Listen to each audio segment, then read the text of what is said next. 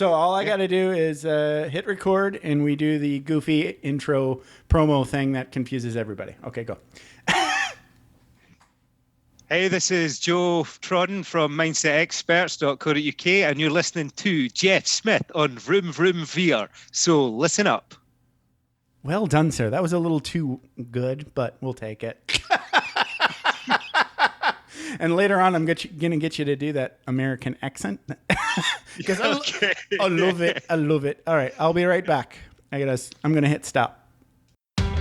Are you ready to thoughtfully steer away from your revved up, frenzied, and far too often scripted life? Then welcome to Vroom Vroom Veer with Jeff Smith, where he guides you down the road differently traveled by sharing unique experiences with guests who have managed to shift away from a life stuck on cruise control and veered their way into a more authentic and fulfilling one in all sorts of interesting and kind of remarkable ways. Get ready to Vroom Vroom Veer with your differently traveled road chauffeur, Jeff Smith. Sunday Burquest. Thank you so much for being on Vroom Vroom Beer, and welcome to the show. How's it going? It's going great. Thanks for having me. Hey, I appreciate you being here. So talk a little bit about what you've got going on that you're most excited about today over there at IamGritGirl.com. Well, thank you. I am most excited about building a tribe of women who support each other and collaborate with each other. I have a book called Grit Girl, Power to Survive. And I'm speaking at women's events or corporate events, so it keeps me pretty busy. I love all of it. It sounds like you're having a blast. I am having a blast. Well, that's good, because it wasn't always like that, right? I mean, not so long ago, you weren't having a blast. So let's get into it. This is very true. Yes, very true. Okay, so let's go back in time and talk about you growing up. Did you grow up in Minnesota? I did. Okay. Yep. Born and raised, stayed here my whole life. You want me to just jump in? Yeah, jump in. Go for it. Jump in? Okay. So when I was little, my dad was an alcoholic. Wow. Until the age of, I was 11. And my mom was actually raised in a home where both of her parents died of alcoholism. Wow. Her mom, when she was only 16, and she was left to raise some of her siblings, and her dad 2 days after she got married, actually. So here she finds herself in a marriage with an alcoholic and 3 small children. And, you know, the flip side is that was horrible, right? Yes. But on the other side of that, the good part about it was, besides the drinking, my dad was a really good dad. He wasn't an angry drunk. He spent a ton of time with us kids. He took me camping every weekend. I was very close to him. Okay. You know, so it wasn't, I mean, I knew there was a problem. My mom was actually sending me to like AA classes for kids and stuff like that. Wow. And, okay. You know, so I knew a few things. And there was an incident with my brothers. My dad had taken them to the cabin ice fishing. Okay. And my brothers called home. They were like 4 and 5. And one of them said, "Oh, Mom, Max fell through the ice today. But he's out." And my mom basically went ballistic. Yeah. Yeah. That's a big deal. She was, it was like a game changer. I mean, she was already contemplating what she would do, but this was, you know, beyond anything. And she couldn't, you know, he couldn't drive him home. He was drunk. Sure. And so they get home, and shortly after that, he'd been in a motorcycle accident. He'd actually driven the wrong way up an exit ramp. Wow. Ended up in the hospital. My uncles went to get him, and by the time they got there, he had left and gone to another bar. Oh, geez. Yeah, so it was bad. And that next morning, I remember seeing him on the couch, black and blue. His eyes are swollen shut, and he was covered up with a blanket, I think, trying to hide, you know, everything. Yeah. And I said, "Dad, can we go ice skating?" And this is very typical. Every Saturday, he would do something with us. And he said, "I don't know. Your mom said I might have to leave." And yikes. That was devastating. Yeah, that's a big deal. And you're 11 years old? I was 11. Okay. But I knew it was a problem, even at that age. So thankfully, he chose us.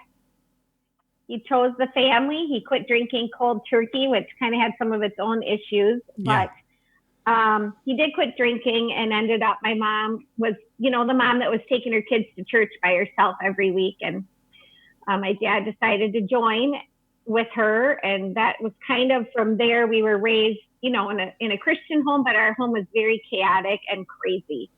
My parents didn't have a great relationship. My brothers were off the wall, out of control. Okay. So we affectionately call ourselves the Loud family. And everybody else called us that too. Okay. All right. It was like, oh yeah, the crazy parents, but somehow we all survived it. And I had my moments in high school, but I was pretty, not near as terrible as my brothers. And I ended up going to Bible college, coming back and working at the same church, actually, I'd gone to my whole life. Wow. Okay. My parents just barely survived with my brothers. The police were at our house often. My mom actually asked them if they would take them. And the police were like, no, you can't kick them out until they're 18. And I remember my mom going, what am I supposed to do with them? They're so out of control, and things just weren't great at the home. Okay. So fast forward, I get married, which is great. I have 4 children, but at this moment in time, I had 3 boys. My dad got cancer. And, wow. Okay. And was that just recently or? No, it was actually 20 years ago. Oh, wow. Well, 18 years ago now. Okay. He got cancer and it went away and then it came back and he didn't tell us. And him and my mom ended up kind of separating and that was really hard for me. And I remember him moving into like a halfway house. Wow. And okay. I just remember this call with him and it was like, Dad, you drank? Like, you drank? I mean, it was just so... Right. That's, you're not supposed to do that. No, it's been, Sure. so long and he was depressed and all that was hard. So he did end up in the hospital and I was in charge of his care and we got there and he was in the hospital for 7 days before he passed. He was only 49. Wow. Which is so did he crazy. Die from cancer or? He did. Okay. He died from cancer. It moved into his lungs. Yeesh. But the positive was we all got time with him, including my mom, before he passed. And the day he passed, he was, his breathing was shallow, his eyes were open, but he couldn't talk anymore. And the nurse said to me, he can hear you. And so I said, okay. And I'm alone in the room with him and I grabbed his hand and I looked him in the eyes and I just said, Dad, you were a really good dad. Mm. And one tear came out of one of his eyes and rolled down his cheek and he squeezed my hand just a tiny bit and then he passed away. Oh, geez. Ouch. So it was really hard, but at least I got that time with him. Some people don't. Yeah, you're right. You're right. So I have to look at it that way. And I was pregnant with my daughter at the time. So it's like, okay, my dad died, he's only 49. I'm 48. And I'm thinking, that's my age. I mean, it's just so young. Yeah, you're right. Wow. Yeah. And so 2 years later, my brother and his wife, my sister-in-law, were expecting a little boy. And on his due date, he passed away. What? And it was horrible. Wow. It was she went in on his due date and they figured out that he had put his foot in the umbilical cord, which was around his neck. Oh my goodness. And stretched his foot out. Oh my goodness. So that's, it's a baby that's due. That's a death in the family. Yes, you're right. That was really that's significant. A tragedy. Yeah. Mm-hmm. Wow. And so terrible. He had a little girl at the time. This was his little boy, but almost a year to the date later, they had another girl. And, it wow. was, she's awesome, of course. Right. So Hunter's with my dad, I believe. And 2 years after that, or a little bit less, my father-in-law got cancer and died. My goodness. Wow. Father-in-law. Father-in-law. Mm-hmm. So one of your brothers Wait a minute. No. No, my husband's Your husband's dad. Oh, geez. Yep. Yeah. And that was terrible because now my kids had no grandpas. And, you know, I realize that happens to families, of course. I'm not the only one, but it was hard because it's interesting that you have two, you get married to somebody who also has, because I don't know. I mean, you probably know more about this than me, but it sounds like a lot of cancer, like if your mom and dad have cancer, it's like genetic, then you have a higher probability of getting some sort of cancer. Does that sound right to you? I mean, it could be. It depends on the type of cancer. I think my dad's cancer, actually, they said only 120 people in the whole world had this type of cancer. Wow. That's pretty rare. It's very rare. And my father-in-law had non-Hodgkin's lymphoma, and they have traced it to the pesticides he worked with as a young man, like in his early 20s. Jeez. So that's not really a genetic thing. That's just... No, and he was a man that exercised his entire life, never smoked, never drank, was very healthy, you know, so it's just, wow. Devastating again for the family. And I had two grandpas that were really hands-on with their grandkids. And so that's a rough blow. Wow. That's very frustrating to me. Right. However, you're living like the life of Job already, and you're not even... Yeah, that's what it felt like sometimes. At least it felt a little spread out. So like, I got to just keep getting up for my kids, you know, and keep going and show them that you can't let stuff, you know, define your whole life. Yeah, so, and at some point you must go through that I'm angry with God in the universe, right? Talk a little bit about what that feels like, because I think a lot of that gets lost about how you can just be so angry. Yes, it does. And I think there's the school of people that would say, well, you can't get mad at God. Well, and then there's the school of people on the flip side that's like, well, if there is a God, this wouldn't have happened, so screw him. And I think there's an in-between. I do. I think there's an in-between. And I think a lot of people sometimes feel like they have to mask their feelings. I was angry at God. I was like, listen, two grandpas that were both they're both gone. Like, this is not right. Like, I don't understand. A baby, that's not right. I remember when my nephew died, talking to my pastor, and I'm done. I'm done with God. I'm done. She's like, oh, no, you're not. I'm like, yeah, I am. What's the point? What is the point if you just lose stuff anyways, you know? Right. So I did have to work through that, and it was hard. But at the end of the day, I had to decide that if I could base God on my experience, he wouldn't be God. And so I've learned that in my mind, the way I look at it is I have file cabinets of memories, and these go in my I don't understand files. Right. And I put them in my file box, and I have to put them away because I got to live life. Yeah, and I think you hit on there like something that's very important for me anyway, because I think this is very Midwestern, that like I grew up in Michigan, you grew up in Minnesota. Expressing emotions is not really sort of like a Midwestern thing. No. Right. No, it is not. It is not. So it's like, you just must buck up, and if you want to cry, do it alone. Yes. And don't tell anyone. If someone says, how are you? You always answer, I'm fine. I'm fine. I'm fine. Right? Just like that. I'm fine. Right. Yeah, right. I'm fine. I can't complain. Right. But I don't want to leave the house. So, you know. Well, and what I've learned once I got out of the Midwest is that is actually quite harmful to your body and your soul. You know, because that's for sure. Yeah, I had a teacher, I can't remember, I think it was when I went to massage school, and we were talking about how, you know, that what you just said there is like, you're not allowed to be angry with God, right? And I get that sentiment, right? You know, I grew up in the church too. It's like, but you can't help but feel what you feel.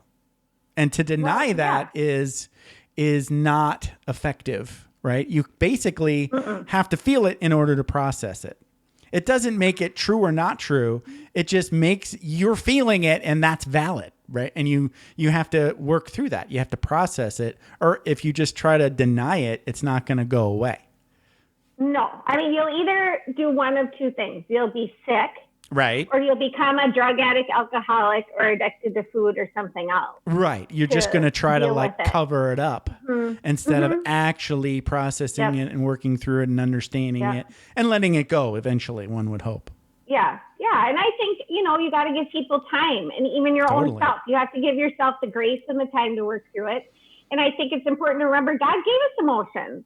Yes. And sometimes I've thought, God's a big boy. He can handle it. Like if you yelled at him or you were mad at him, he's a big boy. He can deal with it. He can totally deal with it. Yeah. Yes. Like I get it. Yeah. I would be mad too. Yes. But, and that's okay. So yeah, I agree with you. I think if you hold it in, you get sick, literally. Yeah. It's not the right way to go. Yeah. So, okay. Wow. By the way, wow. I mean, I don't know how many people that have heard your story that starts from 40 had any idea. A lot of people, yeah. And that's not even the end of it. I know. Okay. So where are we now? Okay. Well, let me just say during this whole process of all these things and up until probably 6 years ago, I also had a heroin addict as a brother. A brother, okay. One of my brothers is a heroin addict.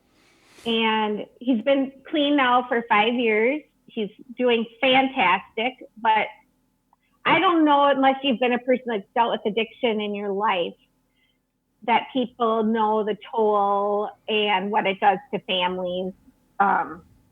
It ended up being a lot of, fighting with my mom about, are you enabling? Are we enabling? Who's enabling? All this stuff. Sure. And bailing him out and being worried about him and getting him into treatment. And so this is all going on in the midst of the other stuff. You don't have a whole lot of breaks in your life. It doesn't seem like you don't. No, it doesn't feel like it. You don't. No. You're not getting a whole lot of breaks there. No, yeah, that's what it felt like. Come on, what else can you throw at me? Well, I think of all the diseases, right?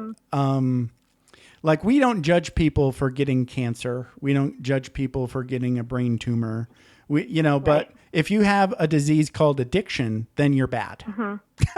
Right. That's a problem of society that, our mass hysteria that we call normal has yet to figure out.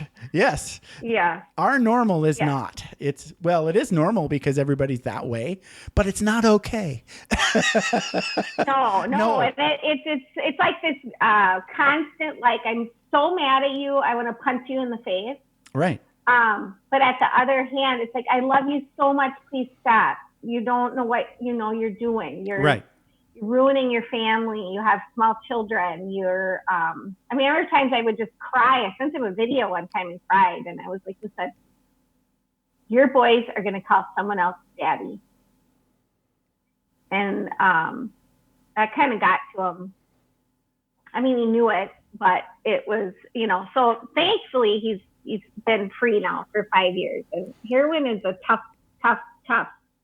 They say only 5% of people get free from heroin or an opiate addiction. It is. Yeah. It's, I know, like because while you're doing it, you're also incurring brain damage on every dose.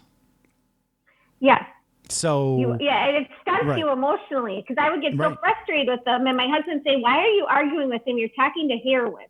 You're not talking to him. You're talking to the drug, which is true. Right. But I would like, I don't understand how he acts like this. Well, because he started taking drugs when my dad died, and he was only 17 years old. So 17 years old. So he was stunted in the thinking of a 17-year-old. Yeah, and your brain at 17 is still in its development stage, right? Yeah. So that means that he had brain damage while he was still developing his brain. So that means his brain is basically locked in at like distress, trauma.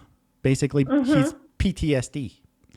a physical PTSD in his brain. Yeah. So. Yeah. But he's worked really, really hard. Yeah. Really hard, and a lot of it had to do with my dad, of course. But he's doing really well now in his gifting finally and successful. But, it's always going to be there as something. It's always there. Of course. That's going to be, he's going to be in recovery for the rest of his life. That's his win. That's his only win now is just to be recovering until, Yeah. And he said, you know what? I give up. I quit. That's good. That means when you surrender, then that's your first step. Yeah. Yeah. So I'm proud of him. Yeah. I'm really proud of him. But that was hard. So if we fast forward a little bit to 2011. Right.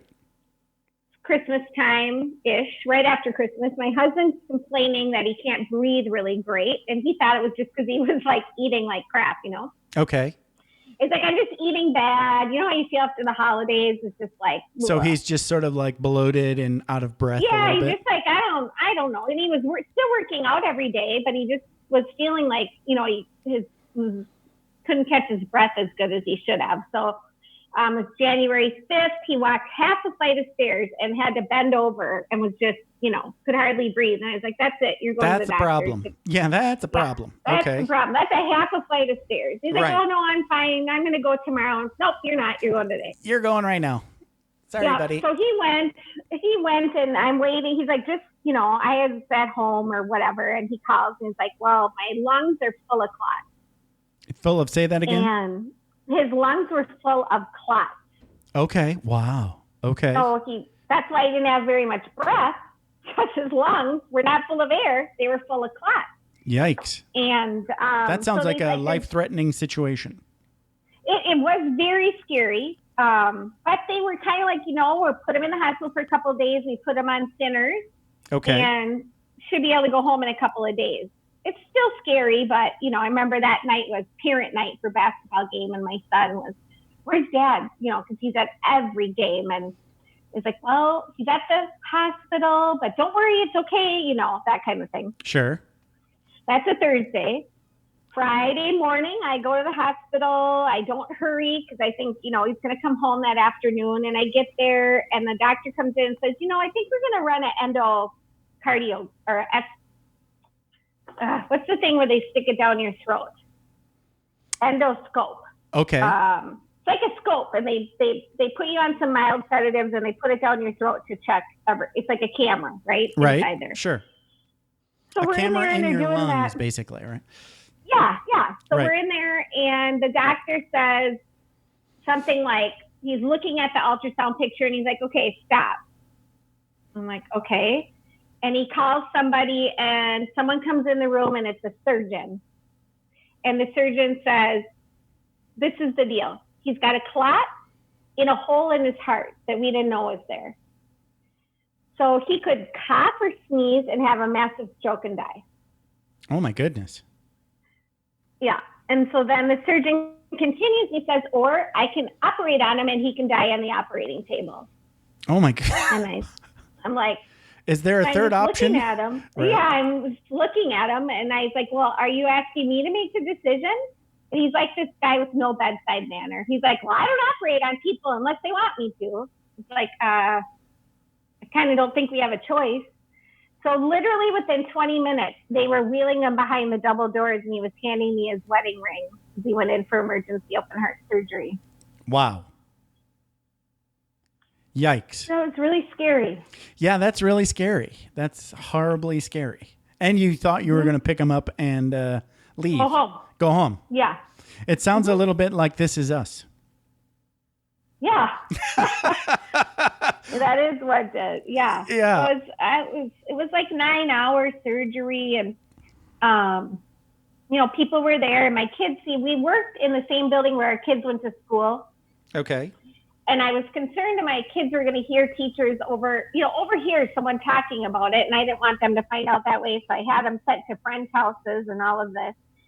And during the surgery, one of my boys called me. He was like, I don't know, 8 or 9. And he's like, Mom, he sounds all panicked. I'm like, shoot, he found out, I'm like, yeah, buddy, what do you need? I need my Mario Kart game. Can you bring it over right now? Oh, wow. That's his emergency. Okay. Yeah, I was like, yep, nobody can't bring you your Mario Kart game right now. But my oldest was 15 at the time, and we brought him. No, he was 16. We brought him in. I felt like if he saw my husband breathing, it would make him feel better. Okay. But when he saw all the tubes and all the everything involved, they look so vulnerable. It's scary. Yeah, like traumatized him. Oh, of course. Yeah. Wow. And I'm thinking, okay, look, he's okay. He's alive. And I was the opposite reaction. So it's always been something that really bothered me. It's hard. It is hard. So that's a tough choice right there. Right. Yeah. And it's like, I made the wrong one. I understand. Yeah. But I mean, I was doing it because I thought I was going to help him.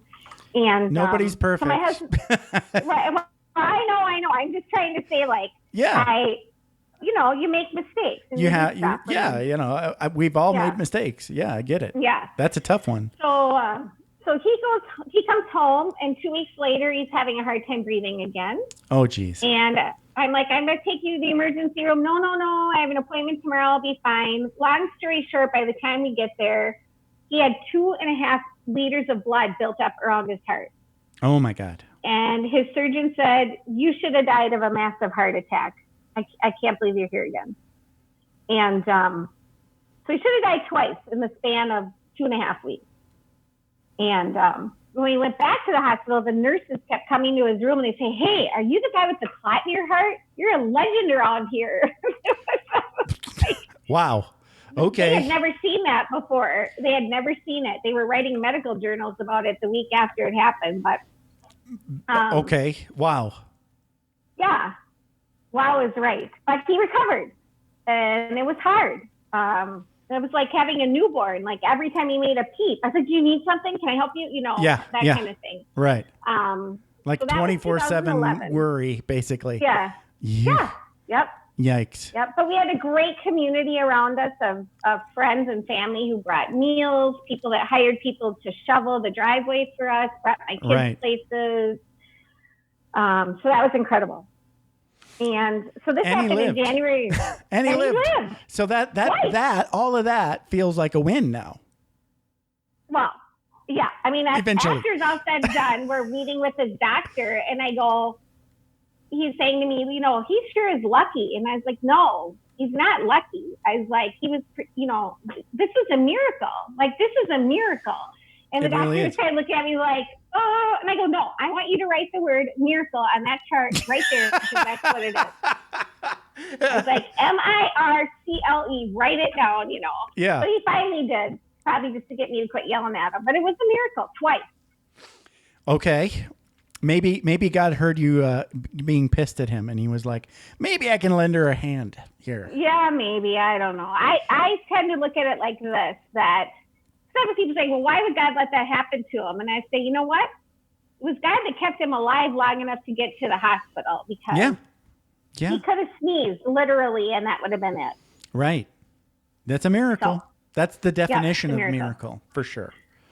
Yeah. You should call the Pope and get that certified miracle. I should. 2 of them. I want 2 of them. There should be 2 of them. There should be 2 of them. Do you remember, you're old enough to remember Father Guido Sarducci. You remember him from the old Saturday Night Live cast? Oh, I remember the name. Vaguely. Which one was he? Oh, was it John Belushi? It was the guy. He was very rarely on the show, but he was like this Hispanic, or I think maybe Italian. I'm not quite sure. But he was always on the news, right?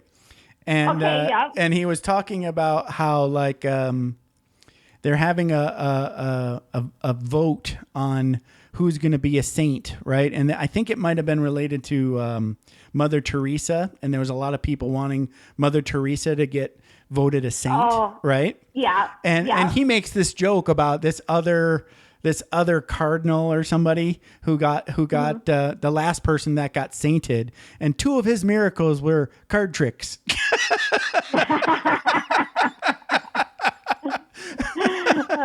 It's so so funny. Thank you. Sorry. It's hilarious. That's what I thought of when you started saying miracle, miracle, Oh my miracle. gosh. 2 of them are card tricks. This guy. Yeah. Oh. I'm gonna have to go look that up. Yeah. Get on YouTube, everybody, and look up Father Guido Sarducci. Oh my gosh. Anyway, okay, so that was 2011. So we still have, we haven't gotten to your big story yet. So this is awesome. I'm loving this. Here we go. Yeah. Okay. Put your seatbelts on. Hold on to your pajamas and get some water. Yeah, get something to drink. So it's 2011 in January, April 2012. Okay. My husband and I are enjoying an extremely exciting Friday night. We went to Menards. Oh, save big money at Menards. Yep. We'll spend my big money. happy place. Yes. I love Menards. Yeah, it's awesome. So we go to Menards and we come home to watch TV. That's pretty much what we do on Friday night now that we're old. Okay. And so we're watching TV and I itch my bra strap and I feel something. It feels like a marble. Uh-oh. And I'm thinking, that can't be anything. That can't be and a then, thing. you know, that can't be a thing. I'm done now. I've had all of my heartache. I've had all of my death. I've had all of my sorrow and addiction, and it's all over. Everything's going to be good now. Everything's going to be awesome. No more problems. Exactly. And I kept feeling it. And then, like, when I went to bed that night, I would lay down and I would feel for it and I couldn't feel it. And I'd sit back up and I'd feel again. And, you know, I'd think, oh, it is there. No, it's not there. Yes, it is there. You know, and I kept thinking, you're making this up. You're making this up. You're letting your mind take over, you know. And the first thing I did when I woke up in the morning was go to the mirror and feel for it. Yep, it's still there. And I remember it was Easter weekend and I was hosting that year. And only my husband knew, of course. I had scheduled an appointment. So this was Friday night. I was going to see my doctor on Monday. Okay. But Easter Sunday dinner, in my mind, I was looking at everyone. I felt like they were in slow motion. And in my mind, I wanted to say, do you know I could have breast cancer? I could have breast cancer. You don't even know it. You're eating your dumb hand. You know? I do. I know exactly what you mean. I've had that emotion before. Yeah, I wanted to yell at them, like, you guys don't even know. Like, I could have breast cancer, and you're just having Cadbury. Real life is happening to me now, and you don't even know. Yeah. Yeah. Not at all. Right. So that was a weird day, really weird day. So Monday morning, I go in, I see my doctor. She says, I'm going to send you tomorrow to the breast cancer specialty clinic for an ultrasound. Okay. Okay. I go there. They do the ultrasound. The technician says, can you just wait here? And I'm going to bring the radiologist in. Okay. He comes in, how about if we do a biopsy right now? I was like, okay, that's disconcerting, but okay. And so did you get the vibe that they're really, really trying not to scare you on purpose? Kind of. Yeah. Kinda. Yeah. Okay. Right. Yeah, there was. And what's weird is I was doing a project at a friend's house. I was actually painting some furniture, and I went to her house and started, and I left to go to the appointment. And when I left, I went back to her house and kept painting and never said a word. And it's just so weird to me. Like, why didn't I say something? I don't know. You needed time to process because you don't even understand what sort of emotion you were going through yet. Yeah, I'm sure you're right. I'm sure you're right. But I'm usually like such a loudmouth and I tell everybody everything. So but I didn't say anything. I think you needed some me time and you didn't even know it. Yes, that's exactly what it was. Yeah. I think I would too. I go home. Yeah, you're just like, your mind's going crazy. Yeah. So I go home. That's Tuesday, Wednesday morning. I'm painting furniture with my sister-in-law at a big pole barn thing. And I see a missed call, if you can believe it, from the clinic. And I was like, oh my gosh, how do I miss a call from the clinic? So I go sit in my car and I decide I'm going to sit here until they call me back. So keep in mind, this is Friday, Saturday, Sunday, Monday, Tuesday. This is Wednesday. Okay. And, that's like 4 days. And so the phone rings and it says clinic again, and I answer, and there's this like sweet older lady, and she says, "Are you driving right now?" It's like, crap. No, I'm not. You know, But I could be if you want me to. Yeah, right. Yeah. I could start driving right now because I am in my if I car. drove, would that change anything if I was driving? Yeah. See, now, No. if anybody ever asks you a question like, "Are you driving right now?" you should always just say yes, because you'll buy yourself some time. Okay. Yeah. I'm just thinking, like, I just felt so bad for her because, first of all, who wants that job? Right. No, I get to that. And, I want a sweet. side story just a second. Yeah. Because something, it was an honest mistake, and no big deal. But I just turned 50 myself, and good for me, I had my colonoscopy right away. A day before my 50th birthday, I had my colonoscopy. Good boy. Thank you. And the following week, a nurse called me and said, "Oh, that polyp that we took out of you, that wasn't cancer, but it could have been in the future. It may have been cancer in the future." So what they call that is like pre-cancer, right? Pre-cancer, not malignant. So, and they took it out, so no big deal, but we're going to put you on the 5-year colonoscopy plan. No big deal. Right? So not really what you want to hear. I mean, there's two answers on a colonoscopy: good, bad, right? Yes, exactly. Exactly. So then a week later, after I told my wife that it was like, "Oh, good thing I had my colonoscopy because that was pre-cancer." And I'm like, so much for all that spinach. What the hell am I doing? So the doctor calls me back and says, I have to apologize. It turns out that wasn't cancer. Oh, my gosh. So you're on the 10-year plan. That was just ordinary cells. It was just a tiny little polyp. It's gone, and you're on the 10-year plan. Nothing to worry about. I'm like, well, that's better. It is better after yes. I actually didn't really freak out that much because of all the cancers. If you want any cancer, you should pick colon cancer because it literally takes like 20 years to kill you. So that's comforting. Not a lot of people die from colon cancer as long as they get their colonoscopies and take them out, and it's not that big of a deal, really. Yeah. It's not fun. Yeah. I wouldn't say I want to do it for, like a vacation, but no. Anyway, sorry, I interrupted. No, that's a good. I like that.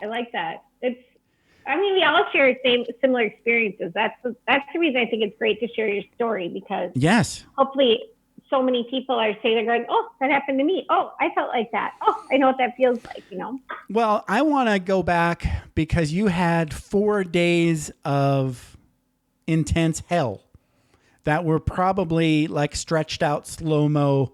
Oh my God, I'm going to die kind of in between call number 1 or, okay, we're going to do a biopsy and we'll call you. Right.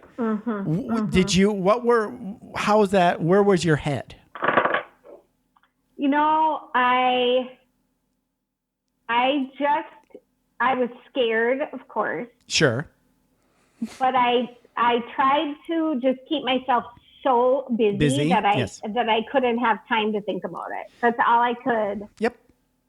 I was like, hey, if I just stay super busy, I won't think about it. But, I need like lots more chairs to paint.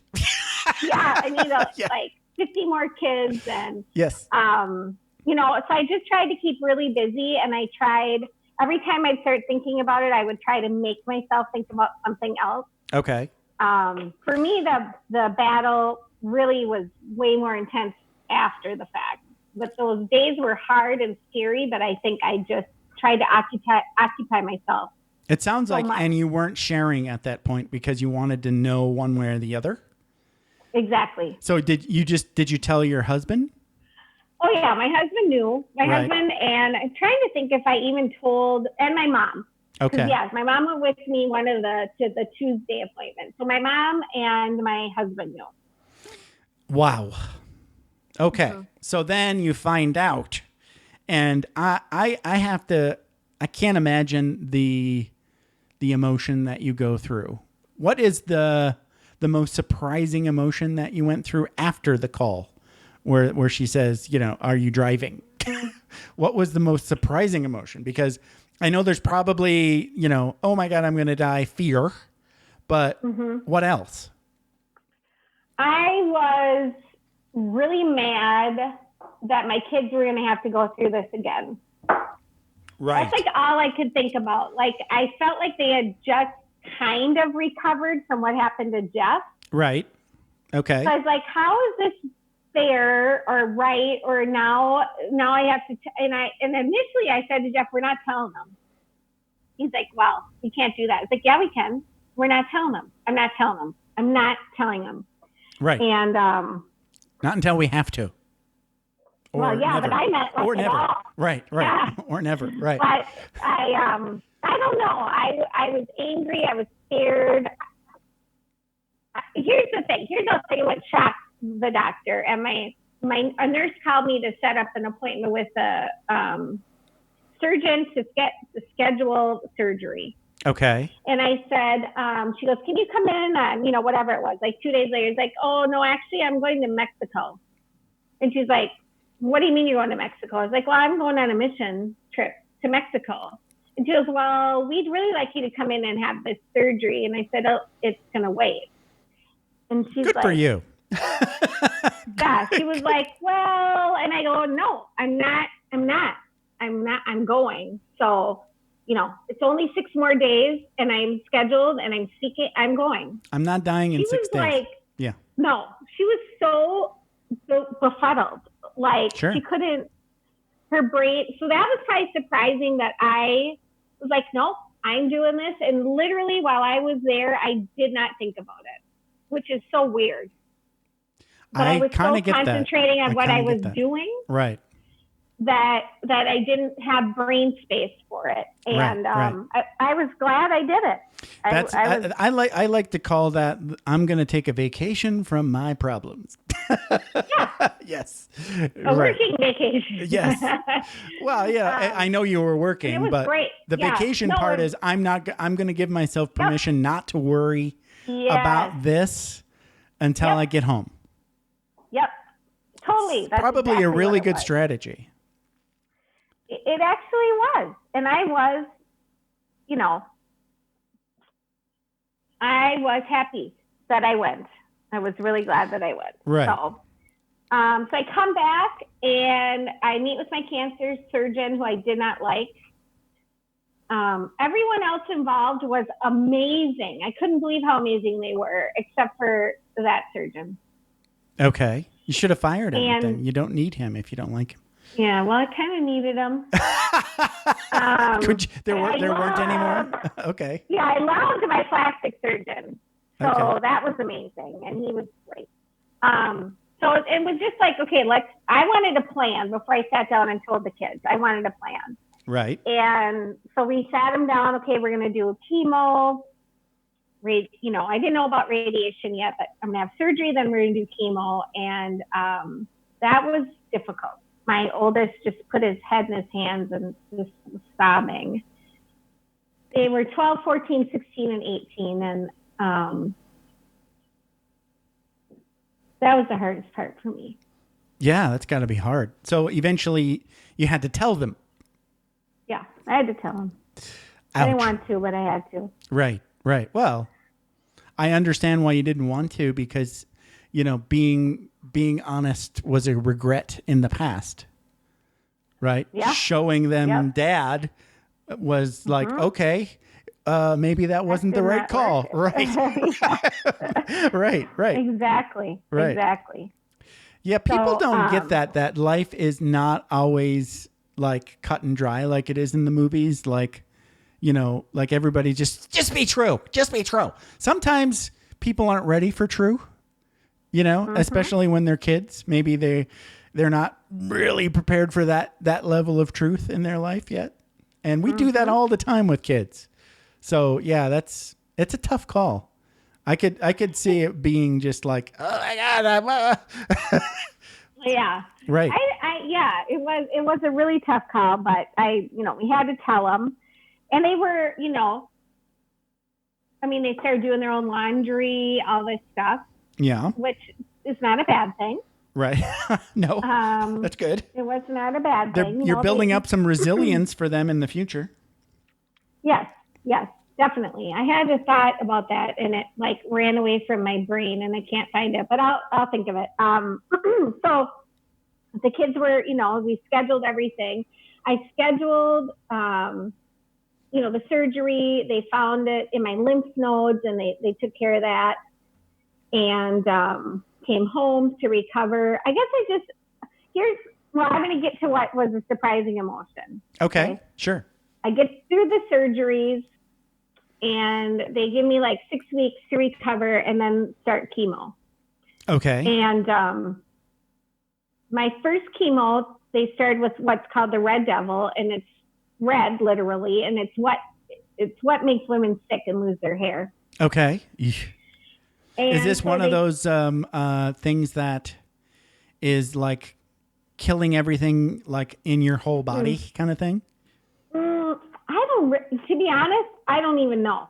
Okay. I'm the type of person like, just tell me what I have to do and I'll do it. Okay. Gotcha. I don't even need all the details. But the red devil is whatever was killing something, that's for sure. Well, for you, it's trying to kill the cancer. Right. Yeah. Yep. And the thing is, on the way to the appointment, I didn't feel worried. I was like, all right, we're going to do chemo number 1, knock it out, la, la. I was in good spirits. The minute they started it, I started sobbing uncontrollably. I mean, just sobbing. Wow. And I could not make it stop. And it scared me. Sure. And my nurse comes over. She goes, hey, you're okay. This is normal. And I'm just looking at her bewildered, like, normal? Normal? How can this be normal? You wanted to punch her, didn't you? I was, yeah. I was like so confused. I was like, I don't understand what you're saying right now. And so they got my doctor, who's wonderful. And he came in and he said, this is totally normal. And he looks me right in the eyes. And he says, you're just having an anxiety attack. And I looked at him and I go, I don't have those. He said, well, you are. And it's okay. It's normal. And I had never experienced anxiety, depression, anything like that, even with all the stuff I'd gone through. Right. And it jumped on, it like came along with the cancer. And I had no idea at all that people dealing with cancer, maybe it's just me, got like anxiety and depression. I did not know that. But I mean, it makes sense though, right? I mean, 100%. It totally makes sense. I mean, I think I would have whatever people get, I would have it times 10. I'm pretty sure. Yes. I just never heard anyone mention it. I did not know. Oh, my thought came back. Remember I had the thought that ran away? Sure. I couldn't find it. Okay. Here, this is back to the kids real quick. So another reason I didn't want to tell them was that the 2 people that they loved that got cancer both died. Right. And right. I was like, I didn't want them to be afraid every single day. Right. Well, and it's already so much part of their story, and it's there's never been a happy ending with cancer yet. Up until that point. Correct. Right. So they're just thinking, oh my God, mom's going to die. Right. Yeah. And I just couldn't stand the thought of them in their beds at night thinking, because that's when you really think. But so now we're back to the depression, anxiety. I basically lived in a chair for like 2 years almost. I want to say a year and a half, a recliner, and a tube. But there was positives too. Right. There were positives. You got weed for free. I didn't get any weed. Oh, that's what goes with chemo. You were in the wrong Nobody state. gave me any weed. I didn't get any weed. Wrong state. You should have went to California or Colorado for your chemo. I was thinking. No all chemo should come with weed. 20 of Stacy's pita chips or whatever they're called. That's about all I ate for 2 years. What? Oh my goodness. Well, like when your stomach is nauseous, to me, the only thing that sounded good was like plain breadish. Right. Something like saltines or pita chips or something like that. Yeah. And here's the other surprising thing. Okay. So I will admit something. So Please. You get diagnosed, right? And I'm thinking, this is terrible. But at least I'll lose weight. That's the best. Myself. Yes. At least I'll lose weight. Nope. I gained weight. No weight loss involved. It was, really? I complained to my doctor. It's like, what's the matter? I thought I would lose weight. He's like, no, you don't lose weight. Bummer. Anyway, yeah, that was a bummer. But so I did the chemo. Just like I say, when they scheduled the chemo, I had told them it was that fall was going to be my son's senior year in high school, and he played football. And I was like, I am not missing a game. So all this chemo needs to be scheduled before football season starts. And, football season is like 8 games in the regular season. It's so short. And this is his deal, Yeah. So we get it all scheduled. And my last chemo is like Tuesday and Friday night's his first game. So I'm at the game. I'm okay. I mean, I don't feel great, but I'm there and everything. You're kind of wiped out though, right? Yeah, I'm wiped out, but I'm there.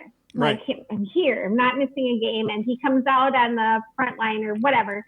And I'm trying to find him. And I look, and he had surprised me. And he came out in pink cleats and pink gloves. That's perfect. In my honor. And I was like, oh, that's awesome. That was a positive. Yes. That was like, so sweet. Yeah. But anyway, so I got through the chemo, then the radiation, and I'll tell you a funny story about radiation. So, radiation, when you go in, the first thing they do is they make a form of your body that, at least in my case, I had to lay back because they were, hitting all the areas. And they make a form of your body so that every single day you're in the exact same position. So the radiation is going, targeted at the right spot. Okay. And they make like little tattoos. So there's like 5 little black tattoo dots that they line up like a graph on your body when they do the radiation every day. So they know where to put you in the form. Exactly. Okay. And so, so when I had surgery, I had expanders put in. I don't know if you know what expanders are, but they basically are rubber balloons that they form a pocket for implants later for reconstruction. Okay. And what they do is you go in every week and they use a needle and they insert water slowly to form your skin to a pocket so they can put in the implant. Oh, that's smart. Skin. That's smart. Well, yeah, so the idea there is that you're not going to get those stretchy marks. Exactly. Okay. And your body's like being prepared. Okay. So when they're doing all these, making this form, they decide, your whatever, right breast is too big. You have to go have stuff taken out. So they're uneven and so that the radiation doesn't hit the wrong spot. Okay. So I'm like, okay, whatever. So I go do that. I come back, but still in the way. Okay. Of the radiation. Wow. So my technician is a young man who every single day used a big piece of tape and taped my right breast out of the way of the radiation. Okay. So you guys have to laugh about this stuff. Yeah, you have to. What else yeah, are you right. going to do? Right. Okay. So one day he is taping me. Okay. In the middle of taping me. And he says to me, hey, I know a guy from your church.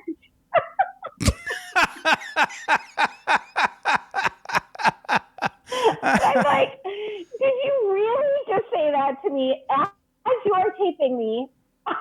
Right. Right. I know a guy from your church. Oh my gosh. So, let's just hope they're not talking about his job together. Oh my gosh. But anyway, you got to have that kind of funny stuff to get you through. Well, let me tell you, you've gone through not everything that, so cancer a lot, the heart attack a lot, and then recovery a lot. So like, I can see where you would have every sort of falsity of life has been stripped away from you. Right? I mean, you don't I can't imagine you suffering like idiots very much, with people, stressing out about things that don't matter. Have you got that? Yeah. Yes. Right. You know what? I try to take it in perspective because. Well, not everybody's had your life, right? So. Nope. Right. They haven't. And I just think it's so, have you ever met a person that goes overseas for a trip, like a mission or something, and they come back and they just think, oh, you're just wasting all your money on that food, and look at all the stuff you have, because they all of a sudden had this realization of what the rest of the world lives like. Right. It's like, okay, but I live here, so right. I don't know. No. Keep things in perspective for people. Yeah, and you definitely have those thoughts every once in a while. It's like, okay, guys, it's like first world problems here. Get over it. Well, yeah, and I've had a lot of folks that are, like in recovery on the show, right? And one of the traits of recovery, basically, that process strips away the BS. Yep. So when you're talking at an AA meeting or a Anon meeting or whatever meeting, it's a no BS zone, right? You're not talking about shopping and TV, right? You're talking about real stuff. And so it's like you have to recalibrate your brain to go back and be okay with talking about TV and nice things again, Nice things. Yeah. Right? Everyone needs a little fluff in their life. Amen. Thank God. Yes. Thank God for fluff. Yes. Yeah. You like it. So I get through all that. I get the clean bill of health, although I was still dealing with the depression and anxiety. So I wasn't, I was happy, but I don't know. It was a weird feeling. Did you get any sort of treatment for that? I asked a couple times for medication, and my doctor kept telling me, just wait it out. It'll be fine. And so, no, I didn't. It eventually went away, but it's rough. Yeah, it was. And I felt like I loved him, but I felt like he kind of blew that part of what I was explaining to him off a little bit. I get it, because it's part of our societal problem of not having a really good grasp of dealing with mental health. We just don't, we're horrible. Psychology and all of that stuff. We just don't know how to deal with it, other than try to avoid it. Okay, maybe we'll medicate it, but let's not talk about it, because it's just, we don't want to do that, Yeah. And I always say now, one of the gifts I got out of cancer was empathy. Right. For that in particular, because I had never dealt with it before. And I think when you've never felt anxious or depressed, it's really hard to empathize with people that do deal with it. Right. And so that's a gift I got out of the situation for sure. So before we wrap up, briefly describe why you decided to put yourself through a TV show after living through all of that. Because I could. Okay. Oh, I understand. That makes sense. Because I could. Because I'm alive, right? Yep. Wow. I've been a fan of the show and all that. And my oldest son said to me, like, Mom, you got your cancer. Why don't you just go for it? And I was turning 45. And I was like, if I don't do it now, I'm never going to do it. Right.